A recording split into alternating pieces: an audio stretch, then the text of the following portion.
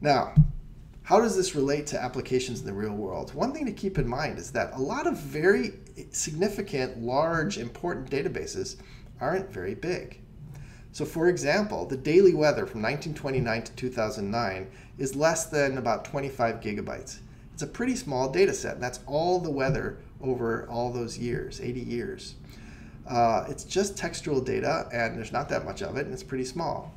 Let's take a more significant data set, the US Census, 200 gigabytes. Fits very comfortably on your laptop. And then Wikipedia in 2009, so all of human knowledge, if you will, again, like 25 gigabytes. Okay? So very many significant databases are not big. At the same time, data sizes are growing faster than Moore's law. Big data is a real thing. You've probably heard about it, and it's very, very real. So for example, a Boeing 787, which is Boeing's most recent plane, generates a half a terabyte of data per flight. So round trip from the United States to Europe and back, it generates a terabyte of data. All right? And so you can imagine how many flights there are at a given time for an airline and how much log data that generates over the course of a year. Now let's take an online service like Walmart. Actually, not even online, a brick and mortar service like Walmart. Walmart stores handle 1 million transactions per hour, and Walmart maintains a 2.5 petabyte data warehouse. It's a very big data warehouse, and all it's keeping track of is who bought what. Okay? So on the one hand, data seems pretty small. We've got things like the census and all of Wikipedia fitting on your laptop. And at the other hand, even simple textual data like Walmart can grow very, very big. And so you can get into debates with people about the role of disk and flash and RAM. And you know, there are databases designed for these different size points and optimized for them. So you can get main memory databases that operate only in RAM and are focused on these smallish databases. Or you can get big data solutions that work, say, in the cloud at the petabyte scale. And generally speaking, there are some trade-offs between the way these systems are built. In the course of this class, though, we're going to learn principles that will translate across these different scales. And you should be able, if you've taken this class, to understand how any one of these classes of databases work for any of these different scale points.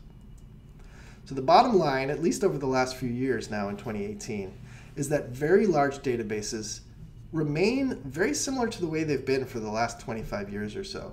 Magnetic disk is still the best cost per megabyte by a lot, enough that it pays off in very large databases, either in the cloud or in large organizations. But SSDs and solid-state disks improve performance enormously. They also take out some of the variance in performance because they're more predictable. The difference between a slow write and a fast write on SSD is not as bad as the difference between a slow write or read and a fast write or read on a hard disk. And this smaller database story is changing quickly.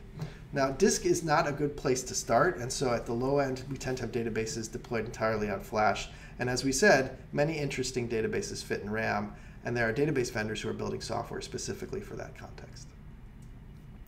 So, change is brewing on the hardware storage technology side.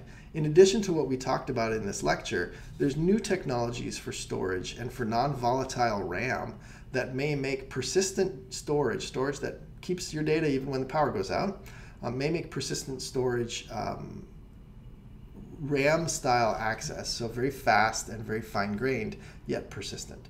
So we'll see if that comes to being. Meanwhile, on the software and the usage side, we get this mixed answer. There's big data. It's very cheap to use computers to generate and archive data cheaply and easily. And there's also small data. There's lots of interesting data sets that have a small fixed size. Upshot, we will continue to worry about magnetic disk for some time to come yet, at least at the large scale. But we have to start paying much more attention to these smaller data sets and smaller architectures as well.